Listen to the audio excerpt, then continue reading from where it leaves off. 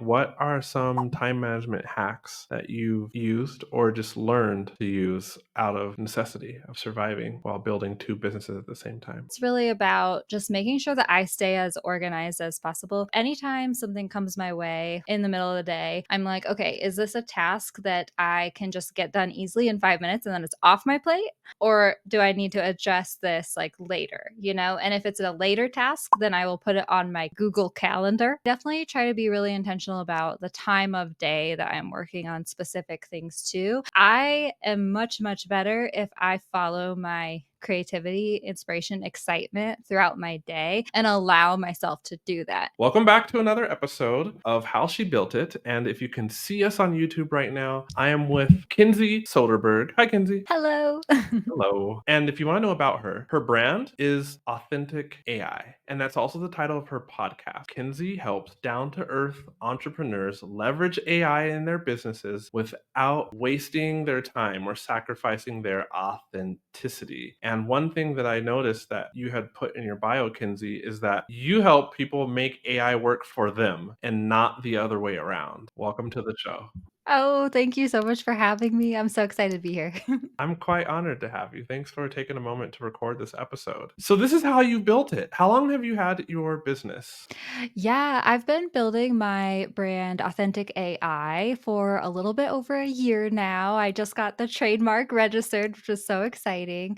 But I've been in the entrepreneurship and online space for 5+ years now, building a brand, the sister brand, I call it Feel Good Social. And basically, what you need to know about me and both of my brands, I guess, is just how much I really stand behind showing up authentically as you in your business and building a brand on that foundation because that has just been the through line of my whole life and my whole business story, I think. So, I think the listener can relate because you said you had a brand. You have a brand still, Feel Good Social, that you've been building over the past 4 years, 5 years, 5 years, right? Mhm. Okay, and now you have Authentic AI, which clearly must be going well if you've gone through the trouble of getting that name trademarked. As somebody who has multiple business interests, I'm really curious. How have you navigated moving from one to the other? Are you moving from one to the other? Like, how do they fit? Like, how have you walked that road? Oh my goodness, yeah. I mean, it's been something to figure out for sure. I mean, and it's so funny too because it really runs into using AI tools in my business. Literally, like my new brand is helping me manage and navigate all the different tasks and stuff. And I always laugh too at how, for the past 4 years with Feel Good Social before Authentic AI, I definitely was doing all the things so much, but I went through so many seasons of burnout, so much grind and hustle. And I still do that. Let's be honest. We're entrepreneurs here. I feel like it's hard not to hustle sometimes for entrepreneurs. But at the same time, it's crazy with AI tools how much I really can manage, how much more I can do and manage, and still find that balance that I need to find in my life with the help of those tools and stuff. So, yeah, it's been a crazy process over the past 2 years, like figuring out how to use AI tools to help me in my business in a way that I feel good about, and then figuring out how to walk both of these roads with my two businesses. But it is all coming together. And I do think that one of the things that's been really, really helpful for me is having that through line of values with both of my businesses and really having that solid foundation of what I want to talk about, what I believe in, and understanding what that looks like and allowing that to help me show up and help me understand the decisions I'm making, the paths I'm going down, all that different stuff. Does that make sense? Like a true north. Yeah. So tell me first. Actually, don't tell me. Let's pause there. This is two episodes, right? And the next one coming up is where you're going to talk a lot more in depth about training your AI assistant, be it ChatGPT or something else, to think and sound like you. That's coming up. Well, two things, because I will have asked two things. How do you train your AI assistant to sound and think like you, which is important because bland AI content absolutely sucks. And if you're using that, as far as Google's concerned, they're not going to send traffic to you, or they'll send a lot less if you're using it like that. And so, also then that part that we talked about in your bio, where you said integrating AI into your workflows and making sure that like you're AI is working for you and not the other way around. That will be cool, and that is in the upcoming episode. So, right here, right now, as you're building your business, the AI part of your business, the second business, um, what are like the main things that you believe, and how do those influence how you're building out your business? Yeah, totally. I mean, I think that it kind of goes back to when I first heard about AI and AI tools, and especially they started coming onto mainstream entrepreneurship and stuff. I was like, I always say I was a total curmudgeon about it. I always think about like the Mr. Wilson from Dennis the Menace, like the old grandpa neighbor, like shaking his fist at the neighbor's sense, like because I had all of these like grumpy thoughts in my head, right? I was like, what is this going to do to our creativity, our critical thinking skills? Isn't the internet fake enough as it is? You know, are robots going to take over the world? Like, what is going on? And so that caused me to like not really be into AI tools. When I first started hearing about them, I was a total grump about them, if we're honest. And then I was driving for 2 hours and I had one of those long drive epiphanies where I was like, oh, okay. The reason I'm so grumpy about these freaking AI tools is because I'm afraid of change, of what's this going to mean for our culture and society, of how people are going to use them. And that's going to impact the way the internet is, you know, and stuff. And I was like, the best thing I can do instead of getting grumpy about it, being like, no to AI tools, I can turn toward them and get curious about how can we use these authentically, right? Because I realize that they're here, they're not going anywhere. They really do have the capability to help us, especially as solopreneurs who are used to that hustle and grind. Like when I first started my business, oh my goodness, it would have been so awesome to have what these AI tools can do for us now, right? And so, but it's finding that balance of how can I use these in a way that feels good to me, that's not sacrificing my authenticity or values. And so that's kind of where this idea of authentic AI came from. And I was like, I'm going to start a new podcast. I'm going to start this sister brand and just help entrepreneurs learn with me and how we can use these tools in a way that works for us. Right. And so I think that more people really need to be talking about this in the AI space because a lot, you know, once you dive into the AI world, there's a lot of AI bros out there, I like to call them for sure, who are like, you know, create a month of content in 30 seconds and, you know, just copy paste. Like it's more about quantity over quality for a lot of the people who are talking about AI tools, but it doesn't have to be that way, right? And so that's kind of the cornerstone of my authentic AI business. Yeah. Well, then share with us, please. In this past year of building your business, what is like, in what way have you used AI that has saved you the most time? Yeah. Oh, man. And this kind of goes into how you can integrate it into your own business in a way that works for you, right? When you first start hearing about AI tools, there's a lot of what I call AI pushers out there where they're like, you have to AIify your business.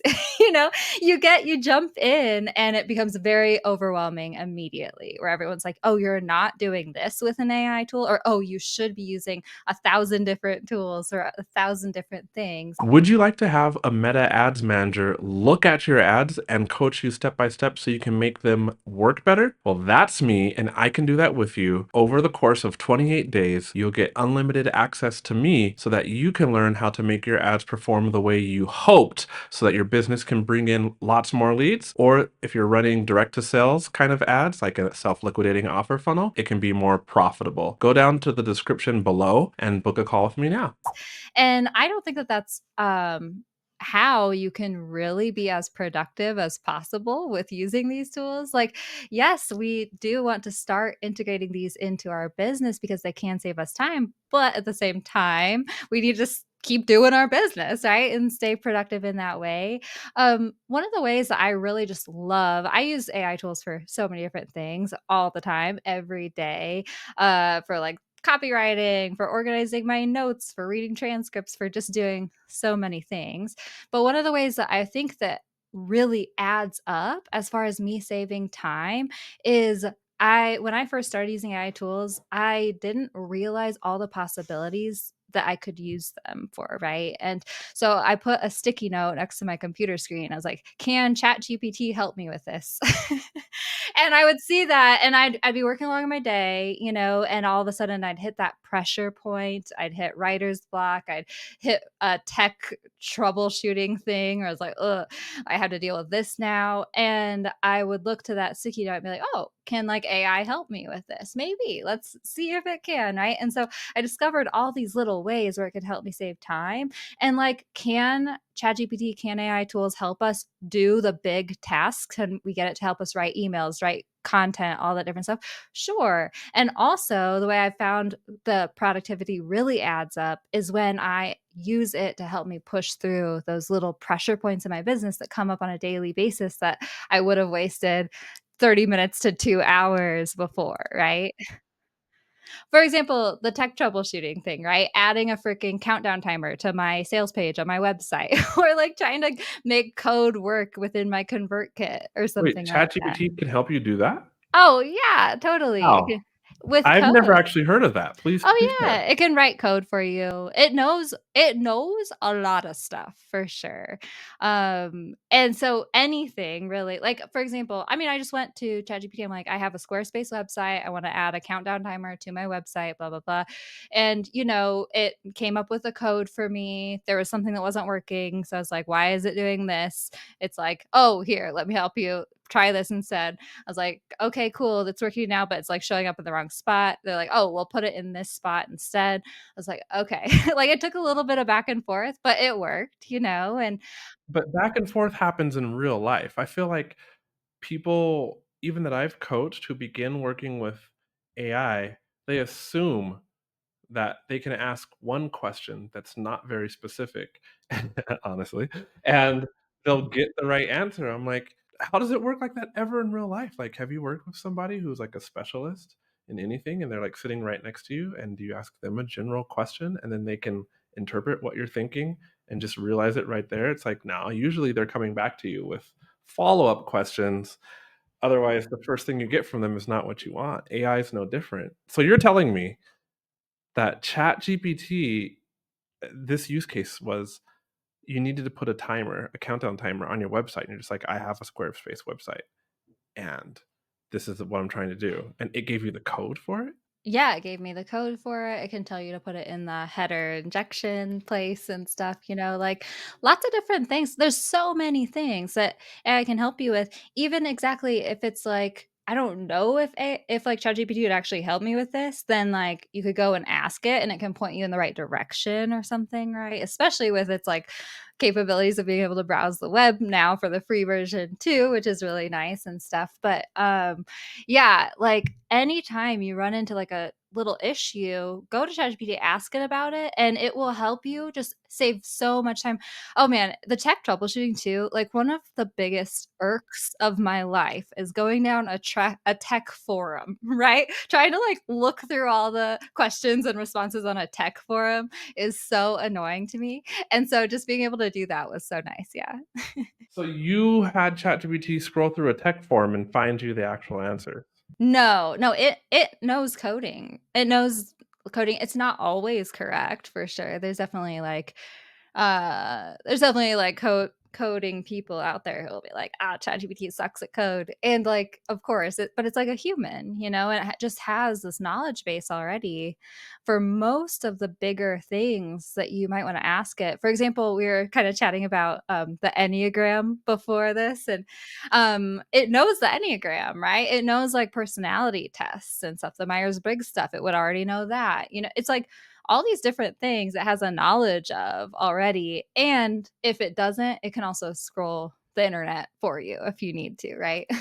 I think I'm going to put my ChatGPT to the test and feed it a document or two or some transcripts and ask it to tell me what my Myers-Briggs personality is. Oh, that'd be interesting. I wonder, well, because it knows how I communicate. I wonder if it could. It knows a lot about me. Here's what I wanna ask. You've been building your authentic AI business for a year, and I'm looking at your Instagram now and seeing, like, the client love. How do you work with clients, and how have you grown that part of your business? For authentic AI, I actually haven't really had like individual one-to-one clients for authentic AI stuff, but I do have several online courses and I have worked with students back and forth for the online courses and stuff. Yeah. So the next question I want to ask you though is as I'm looking in your highlights on your Instagram account, I'm looking at your courses. Tell me how you built these AI courses and how you're selling them because I'm curious about the journey you've had growing your business over the past year. Oh my gosh, yes, I would love to nerd out about this because I get so excited. I get so excited when I can figure things out and like with the way I build things too. So this is a perfect podcast. Yeah, I have been using Thrivecart to build out my online courses and whatnot. I know that there's some like love and hate for Thrivecart. I personally love it because I've had experience over the years with different course platforms and I cannot stand thinking how much time, energy, money, love I put into building out online course platforms that I now have had to put to bed because or online courses I've now had to put to bed because I didn't want to continue paying for the monthly fee every month and stuff, you know? And so I really love Thrivecart just because it can be a little bit clunky, of course, but it's just so nice knowing that I'm building out this online course that I can put all my love, time, energy into, and I don't have to worry about not actually really owning it like in the future and stuff like that. So I've been building out online courses with Thrivecart. It's been really interesting because I with the AI stuff, for sure, this is one of those kind of struggles that you run into is it's all changing so quickly, right? And I have so much to share, but the specifics of the tools, it's kind of like hard sometimes like how specific do you want to get? And so I've really been trying to like share my knowledge and stay updated with like the stuff that I can stay updated with and still take a look at that bigger picture and make sure that we're building out strategies because I know for myself as a small business owner like I learning about all these AI tools like if you wanted to go down an AI rabbit hole in your business, you could just turn your entire life into learning about AI stuff. But that's not what solopreneurs need. What we need is a way to use these tools that we can just continue moving forward and slowly update over time if we need to, but like let's like go down that productivity chain. So that's what my courses focus on is how can we use these tools and like make them work for us, train these tools for our brand, all that different stuff. Without getting super into like you don't need to know what tokens mean when it comes to AI because it's like a development term, you know what I mean? So when you pivoted, well, not pivoted because you're growing both brands on the same like at the same time, side by side, Feel Good Social and Authentic AI. How did you find your first customers for Authentic AI? Yeah, I have like very similar customers as Feel Good Social, right? Feel Good Social is kind of helping people show up online and create content in a way that feels good and aligned and authentic to you, down to earth solopreneurs in lots of different industries for sure. And so when I started building my sister brand, Authentic AI, it's pretty much the same ideal customer, right? Who's very similar to me, if we're honest. It's just like how can I use these tools? How can I use these tools to help me run the everyday of my business and be more productive, save more time, find a little wiggle room behind the scenes to actually enjoy my life, right? And so that's kind of I kind of just started building the brands together. Authentic AI kind of piggybacked over my Feel Good Social audience that I've been building. And it has been that's been one of those interesting things though to navigate than the two audiences and like allowing people to opt in or opt out of both Feel Good Social and Authentic AI in a way, right? Maybe more like you're talking about on your email list. And I finally got it down. I finally nailed how I'm doing that. Do both brands exist in like their own silo, even though both serve the same person? Like, I'm curious, how do you manage that? Like two separate email lists, or what's going on there? No, at this point, I have the same email list for both of them, and I have really worked hard on. I'm still work. This is still a work in progress, guys, but it's getting there. But I worked hard on trying to make my welcome sequences into either you're coming in from authentic AI side or you're coming in from my feel good social side. And at the end of my welcome sequences, there'll be an email that's saying, okay, and now I'd love to introduce you to authentic AI, or now I'd love to introduce you to feel good social. And it's kind of introducing both brands. And then they're all the same email list, but they are two separate newsletter formats. And at the bottom of my Feel Good Social emails, I say you can opt out of Feel Good Social emails if you would only like to hear about AI topics. And at the bottom of my AI ones, the opposite for Feel Good Social. So it's all working out together. And I think that because I'm a pretty transparent person when it comes to sharing openly and stuff. And so I think my audience has come along on the ride with me, and the audience I have already gets it. But yeah, I've tried to be really intentional about how I can introduce this is a sister brand situation to anyone new who comes into my audience. Tell me about your time management, because for me, time management is something that I struggle with, like having gone from different ways to organize my calendar such that I can get not just the most done, but the actual things I wanted done, let's call want done in the time I have. I'm talking about the difference between, for me, like working on my business, things that I know are advancing the business versus working in my business, which would speak more to just like the day-to-day ads management, the day-to-day operations. And so I'm very curious from your experience over this past year, like what are some time management hacks that you've used or just learned to use out of necessity of surviving while building 2 businesses at the same time? I definitely time management is something that I have had to go through the ringer of with trying to build 2 brands at the same time for sure, and still manage clients on the back end because I do have some clients for Feel Good Social still and stuff. And I think it's really about just making sure that I stay as organized as possible.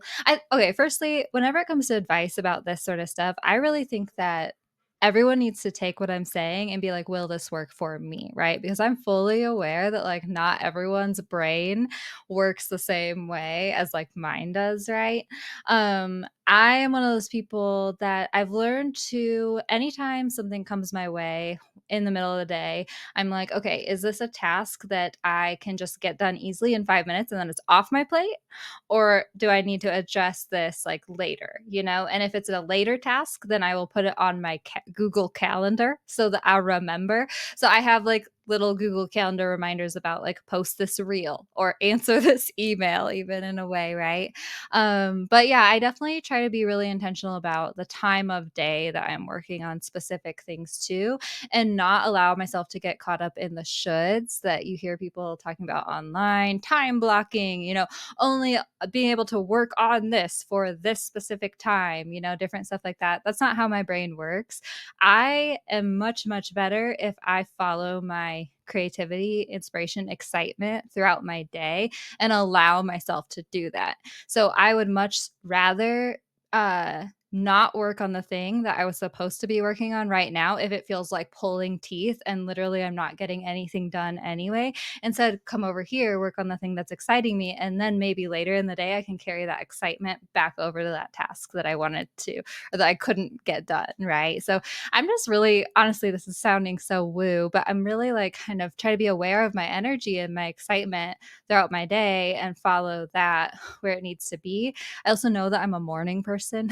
And so I am the person who will wake up at like 5:30 in the morning and go work on my something on my computer before my husband even wakes up. And then I am shutting down my computer at 4:30 because I'm just too exhausted at the end of the day, right? So I think mostly productivity is really getting curious with yourself and not trying to I'm not I don't work great when I like give myself rules necessarily. I work much better when I allow myself to just be more open and flowy, I guess. Is that helpful?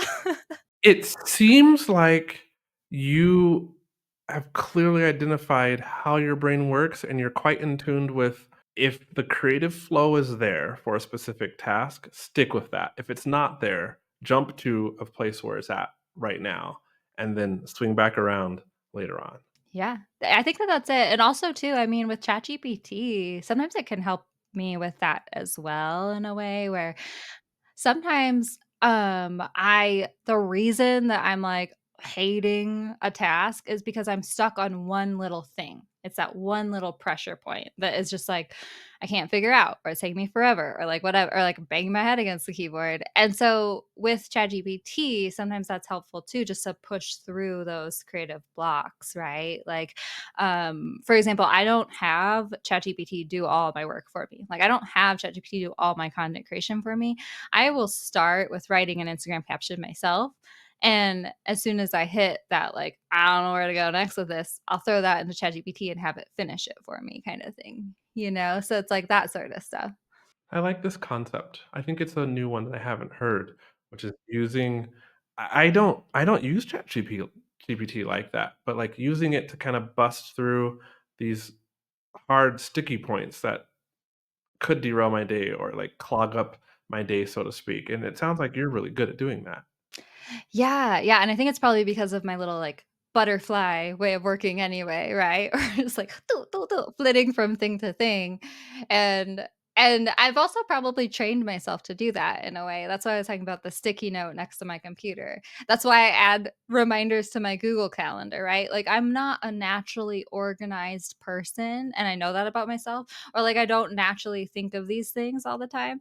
And so I try to give myself the helpful reminders when I where I can and when I need to, like, train myself to do that in a way. I feel like the title in my mind is, like, "Use ChatGPT to pass the roadblocks in your day." How would you say that differently? Oh, blast through writer's block. Blast through writer's block. Okay. Or push past the pressure points, I don't know, yeah. Okay, cool. What does your husband do? He is a property manager, and he does not love it, and so he's actually probably gonna transition careers soon, but yeah. Do you guys have properties too? We would love to. We're gonna work on a portfolio that's kind of like in the dreams and stuff, yeah. It's Colorado. That's sounds like a good spot. I would like to have property too. I was the closest I came to purchasing property, I was looking at Colorado, and I was like, "That's an expensive market depending on where you're at." It is, definitely.